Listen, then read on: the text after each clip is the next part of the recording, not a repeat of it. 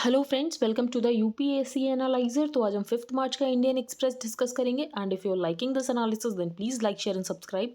And those of you who want to join the Telegram group then they can join. आपको link और channel का name description box में मिल जाएगा।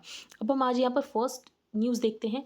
यहाँ पर एक लोकेशन है ज़ेप्रोज़िज़िया न्यूक्लियर प्लांट। ये जो न्यूक्लियर प्लांट है ये है यूक्रेन में और ये यूरोप का लार्जेस्ट न्यूक्लियर प्लांट है। तो ज़ेप्रोज़िज़िया न्यूक्लियर प्लांट यूक्रेन में है और यूरोप का लार्जेस्ट न्यूक्लियर प्लांट है। अब इसमें आग लग गई है क्योंकि रशिया इन्वेड कर रहा था, शेलिंग हुई और अटैक हुआ जिसकी वजह से इसमें आग लग गई है। तो यही डर है कि कहीं कोई रेडियो एक्टिव जो एलिमेंट है वो लीक ना हो जाए, तो न्यूक्लियर रेडिएशंस जो हैं वो फैल जाएंगी। तो ये एक डर है, लेकिन ऐसा अभी तक कुछ हुआ नहीं है, हो सकता है।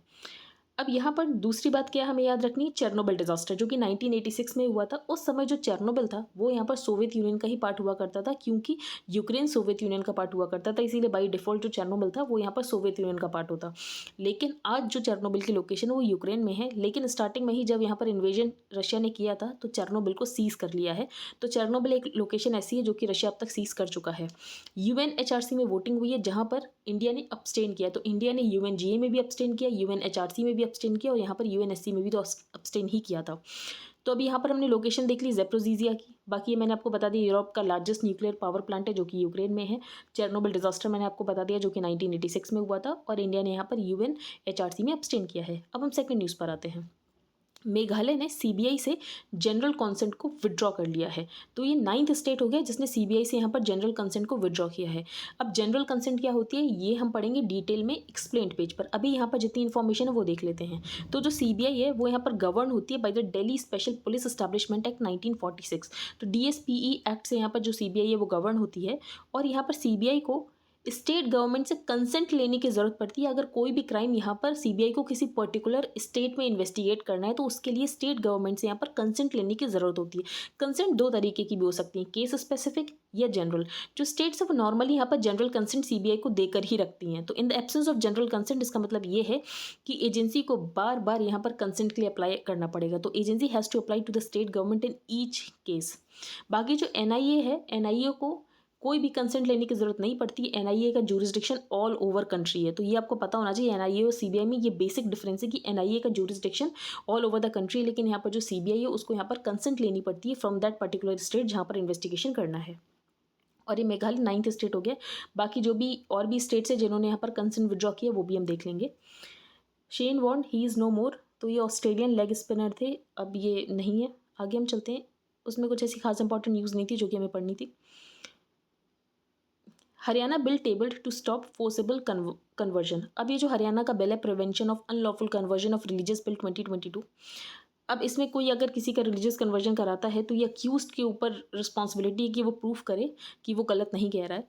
If conversion is done by allurement, use of force, fraudulent means of coercion, then there is a provision for imprisonment. तो उसको यहाँ पर फाइन देना पड़ेगा। इसके अलावा उसको यहाँ पर 1 लाख का फाइन देना पड़ेगा, 5 साल की उसको सज़ा हो सकती है। ये इंपॉर्टेंट नहीं, हम आगे चलते हैं। ये हम देखेंगे। जो सेंटर है उसने प्रपोज किया है at least 1 tree for every 80 square metres of land. तो यहाँ पर 80 स्क्वायर मीटर का लैंड है तो उसमें 1 ट्री तो लगाना ही पड़ेगा। तो बेसिकली यहाँ पर अब से जो भी रेसिडेंशियल बिल्डिंग्स बनेंगी तो उसके लिए कुछ प्रोविजंस आए हैं। तो पहला प्रोविजन ये है, the new environment regulations for buildings will be applicable on new constructions with a built up area of 5000 square metre और मोर। इसके अलावा कोई रेनोवेशन और रिपेयर करा रहा है तो उसके लिए भी ये कंडीशंस एप्लीकेबल होंगी। तो जो 10% का प्लॉट एरिया है वो ट्री कवर से यहाँ पर होना चाहिए। और इसके अलावा रेन वाटर हार्वेस्टिंग को मैंडेटरी कर दिया जाएगा, ग्राउंड वाटर रिचार्ज सिस्टम को मैंडेटरी कर दिया जाएगा और वेस्ट वाटर ट्रीटमेंट प्लांट्स को भी कंपलसरी कर दिया जाएगा जो कि रेसिडेंशियल प्लॉट पे बनवाना पड़ेगा। अगर 20,000 स्क्वायर मीटर से ज़्यादा का एरिया है तो यहाँ पर सॉलिड वेस्ट मैनेजमेंट फैसिलिटी भी होनी चाहिए। इसके अलावा कोई भी कंस्ट्रक्शन वेटलैंड पर नहीं होगा, किसी वाटर बॉडी पर नहीं होगा और रेन वाटर हार्वेस्टिंग की फैसिलिटी होनी चाहिए, उसको यहाँ पर मैंडेटरी कर दिया जाएगा।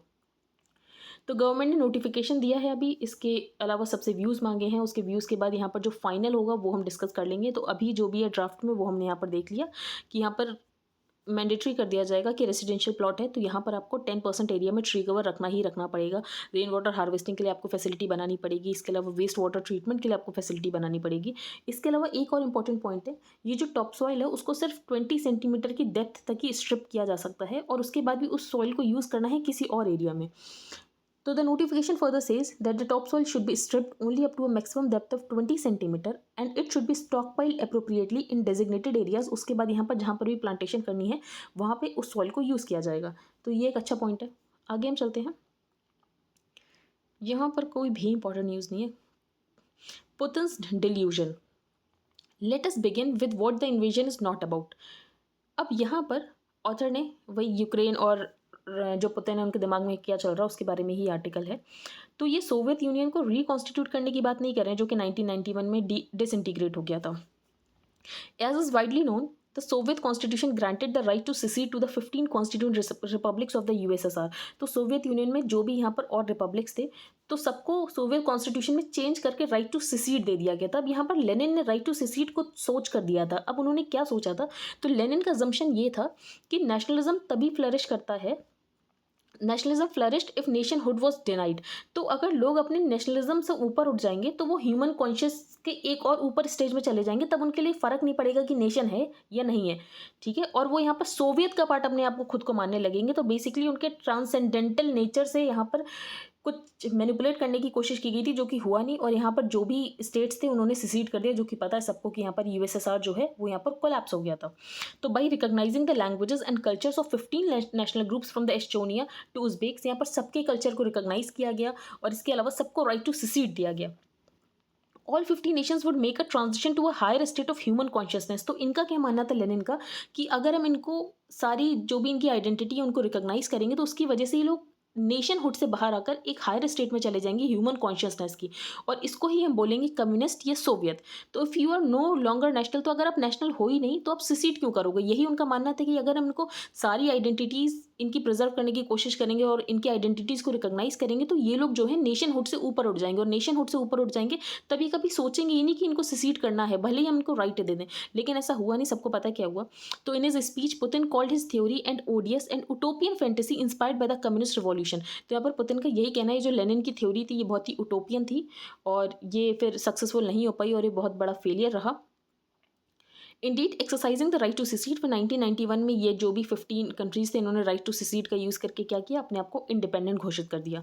A non literal but more appropriate translation would be Russian Imperium consisting of Ukraine, Belarus and Russia. तो अभी रशिया चाहता क्या है, रशिया ये चाहता है कि ये जो बेलारूस तो सैटेलाइट स्टेट है ही रशिया का, कि यूक्रेन भी रशिया का एक सैटेलाइट स्टेट बन जाए।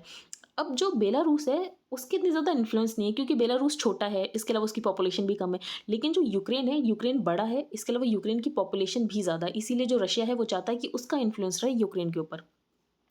अब यहाँ पर 3 रीजंस बताए गए हैं कि क्या आर्गुमेंट देते हैं मिस्टर पुतिन कि यूक्रेन उनका है। तो first, Ukraine is an inalienable part of our history, culture and spiritual space. तो यहाँ पर रशिया का ये कहना है कि 3 साल के लिए 1918 से 21 तक अलग रहा, उसके बाद 1991 के बाद अलग रहा, वरना तो ये सोवियत का ही पार्ट था। दूसरी बात, यूक्रेन्स न्यू लीडर्स, जो यूक्रेन में नए लीडर्स हैं वो स्टेटहुड को बिल्ड कर रहे हैं और जो हिस्टोरिकल कल्चर है उसको यहाँ पर नेगेट करने की कोशिश कर रहे हैं और यहाँ पर लोगों की मेंटेलिटी को डिस्टॉर्ट कर रहे हैं, उनको और वेस्टर्नाइजेशन की तरफ ले जा रहे हैं। तो ये मानना है। तीसरी बात, जो यूक्रेन है उसको नेटो का पार्ट बनाया जा रहा है जिसकी वजह से यहाँ पर रशिया की स्ट्रैटेजिक सिक्योरिटी को खतरा है। तो if NATO admits Ukraine as a member, और नेटो एक एंटी रशियन है, यूएस लेड सिक्योरिटी अम्ब्रेला है, जिसकी वजह से जो नेटो है वो रशिया की डोर स्टेप तक आ जाएगा, तो रशिया को इस बात की प्रॉब्लम है। इसके अलावा रशिया को एक बात की और प्रॉब्लम है कि ये जो भी रशिया का न्यूक्लियर आर्सेनल था, जो भी सोवियत यूनियन का न्यूक्लियर आर्सेनल था, वो उस समय यूक्रेन में रखा हुआ था। लेकिन जब यूक्रेन अलग हुआ तो उसके बाद यहाँ पर बुडापेस्ट मेमोरेंडम हुआ और जो भी न्यूक्लियर आर्सेनल था वो यहाँ पर रशिया को दे दिया गया। लेकिन रशिया को ये लगता है कि इनके पास न्यूक्लियर आर्सेनल रखा था तो इनको कुछ तो पता होगा न्यूक्लियर टेक्नोलॉजी बनाने के बारे में, तो हो सकता है कि ये लोग यहाँ पर न्यूक्लियर वेपन बना लें। तो ये रशिया को सिर्फ ऐसा लगता है, रशिया का ये सिर्फ एजम्पशन है। तो the know how says Putin has not disappeared and Ukraine can easily develop its own tactical nuclear weapon. तो इस बात का यहाँ पर रशिया को डर है।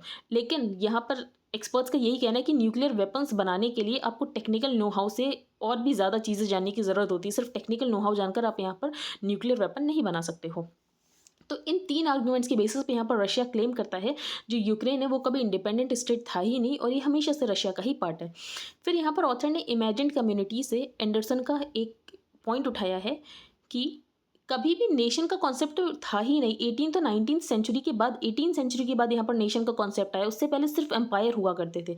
तो there was no Russian nation before the modern times. तो जो रशियन नेशन की बात करता है तो रशियन नेशन तो खुद भी नहीं था मॉडर्न टाइम से पहले, सिर्फ रशियन एम्पायर था। अगर हम इस कॉन्सेप्ट को इंडिया के ऊपर अप्लाई करें, फॉर एग्जांपल जो पाकिस्तान है 1947 से पहले पाकिस्तान की कोई आइडेंटिटी नहीं थी, इसके अलावा बांग्लादेश भी नहीं था 1971 से पहले, तो दोनों ही इंडिया के पार्ट थे।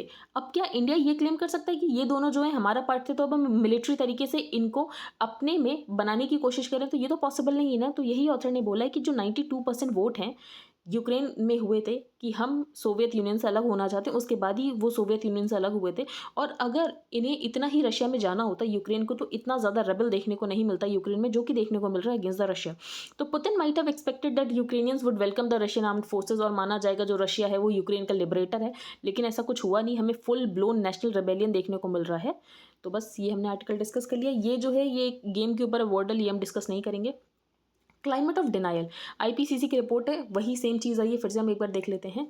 तो आईपीसीसी जो कि United Nations brought together by the United Nations, तो यहाँ पर जो 6th असेसमेंट रिपोर्ट आई है पार्ट 2, जिसका टाइटल है impacts adaptation and vulnerability.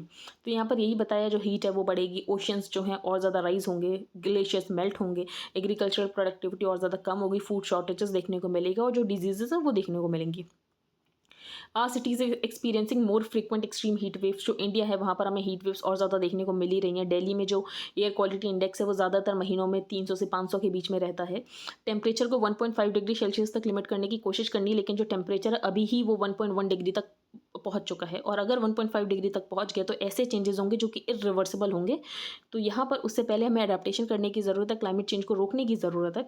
Then there will be irreversible impact, जैसे कि ecosystem with low resilience, polar mountain coastal ecosystem, हर जगह कोई ना कोई इम्पैक्ट देखने को मिलेगा। इसके अलावा हीट ज़्यादा बढ़ेगी तो डिजीजेज ज़्यादा बढ़ेंगे, डायबिटीज़ बढ़ेगा, सर्कुलेटरी और रेस्पिरेटरी कंडीशंस और ज़्यादा खतरनाक हो जाएंगी, मेंटल हेल्थ चैलेंजेस देखने को मिलेंगे। जो इंडिया है वो वल्नरेबल हॉटस्पॉट है, तो इंडिया में फ्लडिंग ज़्यादा देखने को मिलेगी, सी लेवल ज़्यादा देखने को मिलेगा, हीट वेव ज़्यादा देखने को मिलेगा, और एक मैंने आपको टर्म बताया था वेट बल्ब, तो वेट बल्ब भी बढ़ जाएगा, जिसकी वजह से जो सर्वाइबिलिटी है वो बहुत ज़्यादा डिफिकल्ट हो जाएगी, और इंडिया का मोस्टली पार्ट क्या हो जाएगा, अनइनहेबिटेबल हो जाएगा। इसके अलावा वेक्टर बॉर्न डिजीजेस, क्योंकि जो वेक्टर बॉर्न का ब्रीडिंग टाइम है वो बढ़ जाएगा, इसीलिए हमें वेक्टर बॉर्न डिजीजेस ज़्यादा देखने को मिलेगी। अगर हम एग्रीकल्चरल प्रोडक्टिविटी देखें तो पिछले कई सालों में 30 सालों में जो एग्रीकल्चरल प्रोडक्टिविटी वो 4 से 10% तक डिक्लाइन हुई है, और आने वाले समय में जो एग्रीकल्चरल प्रोडक्टिविटी वो और ज़्यादा डिक्लाइन होगी। अर्बन इंडिया और ज़्यादा रिस्क में है, क्योंकि अर्बन इंडिया में पॉपुलेशन और ज़्यादा बढ़ने वाली है, तो लगभग 877 मिलियन लोग हैं 2050 तक जो कि अर्बन इंडिया में रहेंगे, तो जिसकी वजह से जो सिटीज़ हैं वो और ज़्यादा वल्नरेबल हैं। तो ये पॉइंट्स हम पहले भी पढ़ चुके थे, हमने एक बार और देख लिया। व्हील्स ऑफ स्वच्छ भारत, तो इस आर्टिकल में सिर्फ यही बताया गया जो सफाई साथीज़ हैं जो कि वेस्ट मैनेजमेंट करते हैं इन मोस्ट इंडियन सिटीज़, लेकिन वो बहुत सारे गवर्नमेंट के सेफ्टी नेट से बाहर हैं, तो उनको सेफ्टी नेट में लाने की ज़रूरत है, तो उसके लिए पॉलिसी सपोर्ट प्रोवाइड करने की ज़रूरत है। बस इसके अलावा इसमें कुछ इंपॉर्टेंट नहीं है, ये हम डिस्कस नहीं करेंगे।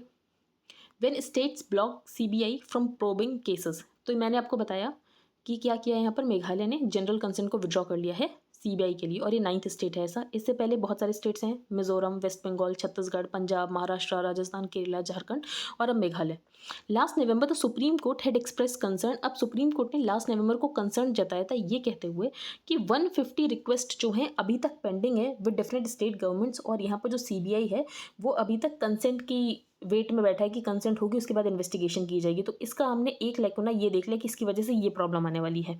अब जनरल कंसेंट का मतलब क्या है, तो under section 6 of the DSPE Delhi special police establishment act 1946 CBI को स्टेट में इन्वेस्टिगेशन करने से पहले क्या करना पड़ता है, स्टेट की कंसेंट लेनी पड़ती है। इन कॉन्ट्रास्ट जो नेशनल इन्वेस्टिगेशन एजेंसी है जो कि गवर्न होती है बाय द NIA एक्ट 2008, उसकी जूरिसडिक्शन ऑल ओवर द कंट्री होती है।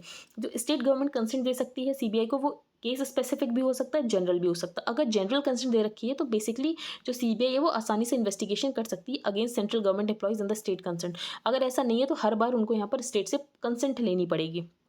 बाकी यहाँ पर हमने 9 स्टेट्स देख लिए। अब व्हाट विड्रॉल मीन्स, विड्रॉल का क्या मतलब है, इसका मतलब ये है जो सीबीआई है वो कोई भी फ्रेश केस रजिस्टर नहीं कर पाएगी जो कि सेंट्रल गवर्नमेंट के ऑफिशियल से लेना देना हो, और वो जो सेंट्रल गवर्नमेंट का ऑफिशियल है वो किसी पर्टिकुलर स्टेट में लोकेटेड हो जहाँ की गवर्नमेंट ने जनरल कंसेंट विड्रॉ कर ली हो। तो the Calcutta high court recently ruled, अब कैलकाटा हाईकोर्ट ने इसके बारे में रूल भी किया था कि सीबीआई को स्टॉप नहीं किया जा सकता है from probing a central government employ in another state, सिर्फ इस बेसिस पे कि उस स्टेट ने यहाँ पर जो जनरल कंसेंट उसको विड्रॉ कर लिया। फॉर एग्जाम्पल केसेस है 2-3 सेंट्रल एम्प्लॉय पे, और तीनों ने सेम ही काम किया, तीनों ने कुछ फ्रॉड किया है। अब एक जो है वो वेस्ट बंगाल में है, लेकिन बाकी 2 ऐसे स्टेट्स में जहाँ पर जनरल कंसेंट विड्रॉ नहीं की गई, तो उन दोनों के ऊपर तो एक्शन होगा, लेकिन पहले वाले के ऊपर इन्वेस्टिगेशन ही नहीं हो पा रही क्योंकि वो ऐसे स्टेट में लोकेटेड है जहाँ पर जनरल कंसेंट विड्रॉ कर ली गई है। तो बेसिकली इससे क्या हो रहा है, इससे डिस्टिंग्विश किया जा रहा है 3 सेंट्रल गवर्नमेंट एम्प्लॉयज़ के बीच में जिन्होंने सेम ही काम किया है। तो last July the Calcutta high court ruled that a central government employee could not be distinguished just because his office was located in a state that had withdrawn general consent. अब what is doesn't mean, even when consent is withdrawn, जो CBI है उसके पास power होती है कि वो cases को investigate कर सकता है before the withdrawal. For example withdrawal तो कल किया गया, फॉर एग्जाम्पल मेघालय ने कल किया विड्रॉल, लेकिन उससे पहले जो भी केसेस सीबीआई में रजिस्टर्ड थे इन दैट पर्टिकुलर स्टेट, तो सीबीआई वहाँ पर इन्वेस्टिगेशन कर सकता है। दूसरी प्रॉब्लम, क्या जनरल कंसेंट विड्रॉ कर ली गई है तो क्या सीबीआई उसके बाद यहाँ पर सर्च कर सकता है? तो सीबीआई ऐसे डायरेक्टली सर्च कर सकता नहीं कर सकता वो भी क्लियर नहीं है, तो उसके बारे में एम्बिग्यूटी है। लेकिन सीबीआई के पास एक और तरीका है जिससे सीबीआई यहाँ से सर्च कर सकता है, वो है सीआरपीसी सेक्शन 166 का यूज़ करके, जिसमें जो पुलिस ऑफिसर एक जुरिस्डिक्शन का होता है वो दूसरे ऑफिसर को बोल सकता है कि मेरे बिहाफ पर आप जाके सर्च कर लो। इसके अलावा वो खुद भी जाकर सर्च कर सकता है। अगर वो दूसरे ऑफिसर को ये बोले कि मुझे नहीं लगता कि आप ठीक से सर्च करोगे, मैं जाकर सर्च करता हूँ क्योंकि मुझे डर है कि शायद लॉस ऑफ एविडेंस हो जाए, and should the first officer feel a search by the letter में lead to loss of evidence, तो यहाँ पर वो खुद जाकर सर्च कर सकता हो पहले दूसरे वाले को नोटिस देकर। अब फ्रेश केसेस में क्या पावर होगी, तो कैलकाटा हाईकोर्ट ने ये बोला है कि किसी भी फ्रेश केस को आप किसी भी स्टेट में रजिस्टर कर सकते हो। इसके अलावा जो दिल्ली हाईकोर्ट ने 2018 में ये रूलिंग दी थी that the CBI could prove anyone in a state that has withdrawn general consent if the case was not registered in that state. अब फॉर एग्जांपल किसी पर्टिकुलर स्टेट का केस है लेकिन केस दिल्ली में रजिस्टर किया गया है, तो यहाँ पर उस पर्टिकुलर स्टेट की कंसेंट लेने की ज़रूरत है ही नहीं क्योंकि केस दिल्ली में रजिस्टर्ड है और दिल्ली ने तो कंसेंट दे ही रखी है। तो यहाँ पर जो सीबीआई वो जाकर प्रूव कर सकती है। यहाँ पर हम चलते हैं, ज़ेप्रोज़िज़िया न्यूक्लियर प्लांट मैंने आपको बता दिया ये कहाँ पर है, ये है यूक्रेन में। इस पेज पर कोई भी इंपॉर्टेंट न्यूज़ नहीं है। आई होप आपको आज का न्यूज़पेपर समझ आ गया हो। If you like the video then please like share and subscribe. Thank you and have a nice day.